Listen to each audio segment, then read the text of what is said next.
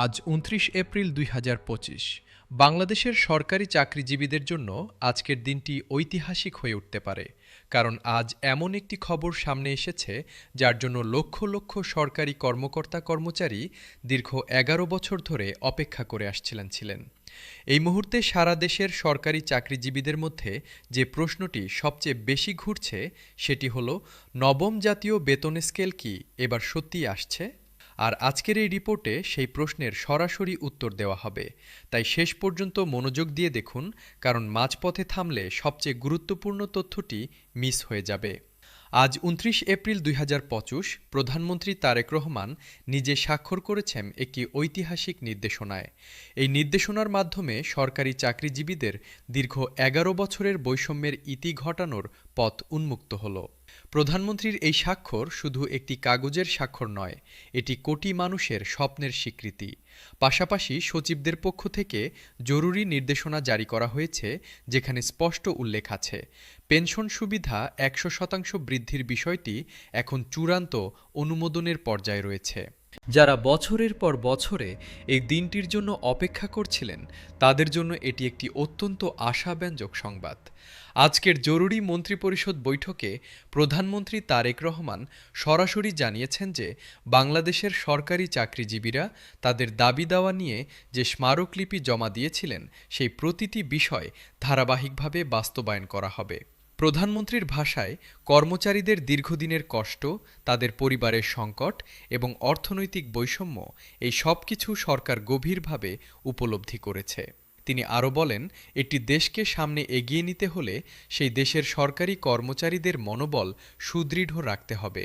যদি কর্মচারীরা নিজেদের সংসারের চিন্তায় ব্যতিব্যস্ত থাকেন, তাহলে রাষ্ট্রের কাজ কখনো গতি পাবে না। এই বাস্তবতাকে সামনে রেখেই আজকের এই সিদ্ধান্ত নেওয়া হয়েছে। বিগত ১১ বছরে সরকারি কর্মচারীরা বারবার আন্দোলনে নেমেছেন, স্মারকলিপি জমা দিয়েছেন, রাস্তায় নেমে তাদের দাবি তুলে ধরেছেন, কিন্তু প্রতিবারই তারা হতাশ হয়ে ঘরে ফিরেছেন। বাজার মূল্য বেড়েছে, জীবনযাত্রার ব্যয় বেড়েছে, কিন্তু বেতন সেই পুরনো জায়গায় আটকে থেকেছে। নিম্ন গ্রেডের কর্মচারীরা সবচেয়ে বেশি ক্ষতিগ্রস্ত হয়েছেন এই দীর্ঘ সময়ে। তাদের বেসিক বেতন দিয়ে সংসার চালানো দিন দিন কঠিন থেকে কঠিনতর হয়ে উঠেছে। এই দীর্ঘ যন্ত্রণার পরিপ্রেক্ষিতে আজকের এই সিদ্ধান্ত এক নতুন ইতিহাস তৈরি করতে চলেছে। পে কমিশনের একজন ঊর্ধ্বতন কর্মকর্তা আজ ২৯ এপ্রিল ২০২৫ তারিখে জানিয়েছেন যে মন্ত্রিপরিষদের বৈঠকে বেতন বৃদ্ধির বিষয়টি নিয়ে যে আলোচনা হয়েছে তা এখন পর্যন্ত সবচেয়ে ইতিবাচক ও ফলপ্রসূ। তিনি বলেন, এর আগে বিভিন্ন সময়ে আলোচনা হলেও কোনো কংক্রিট সিদ্ধান্তে পৌঁছানো সম্ভব হয়নি, কিন্তু এবার সরকারের সর্বোচ্চ পর্যায় থেকে যে সংকেত এসেছে তাতে স্পষ্ট বোঝা যাচ্ছে যে নবম জাতীয় বেতন স্কেল এবার আর থামানো যাবে না। তবে তিনি একটি বিষয়ে স্পষ্ট করেছেন, বেতন স্কেল কার্যকর করতে হলে প্রথমে বাজেট সংশোধন করতে হবে। বিদ্যমান বাজেট কাঠামোতে এই বিশাল আর্থিক সুবিধা বাস্তবায়ন করার সুযোগ নেই, তাই বাজেট সংশোধনের মাধ্যমেই নবম জাতীয় বেতন স্কেলের আনুষ্ঠানিক ঘোষণা আসবে। অর্থমন্ত্রী আমির খসরু আজ এক বিবৃতিতে জানিয়েছেন, প্রধানমন্ত্রীর সঙ্গে বাজেট বরাদ্দ নিয়ে ইতিমধ্যে বিস্তারিত আলোচনা সম্পন্ন হয়েছে এবং সেই আলোচনার ফলাফল অত্যন্ত সন্তোষজনক। তিনি আরও বলেন, একটি দেশের অর্থনৈতিক মেরুদণ্ড শক্তিশালী করতে হলে অবশ্যই মানব সম্পদের প্রতি সুবিচার নিশ্চিত করতে হবে। সরকারি চাকরিজীবীরা এই দেশের সবচেয়ে বড় কর্মশক্তি। তারা যদি অনুপ্রাণিত না থাকেন, যদি তাদের জীবনমান নিশ্চিত না হয়, তাহলে সরকারি সেবার মান কখনো উন্নত হবে না। সেই কারণেই অর্থ মন্ত্রণালয় থেকে বাজেট সংশোধনের বিষয়টিকে সর্বোচ্চ অগ্রাধিকার দেওয়া হচ্ছে।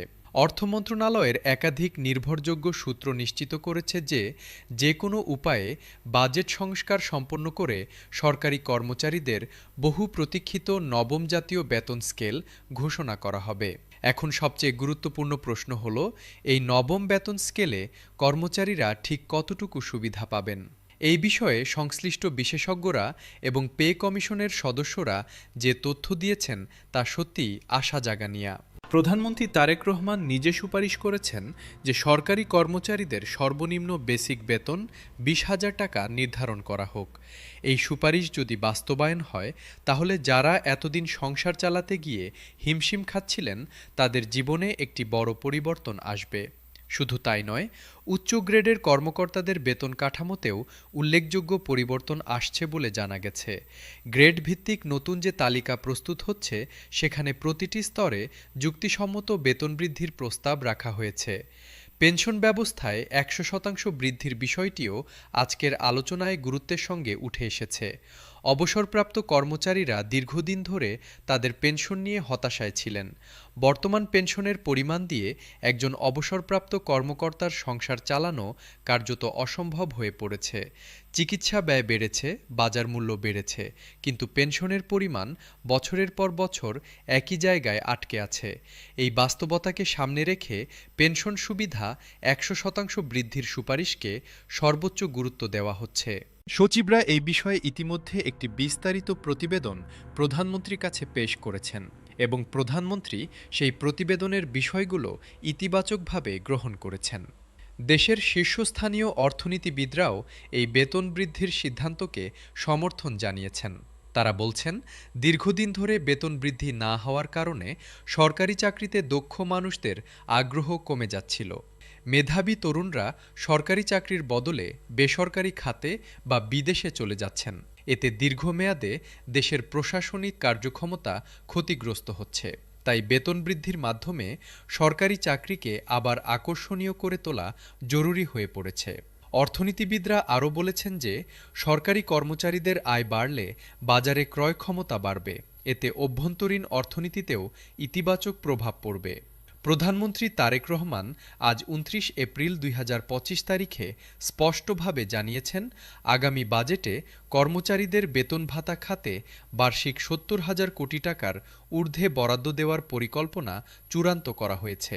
এই বিশাল বরাদ্দ নিশ্চিত হলে নবম জাতীয় বেতন স্কেল বাস্তবায়নে আর কোনো বাধা থাকবে না।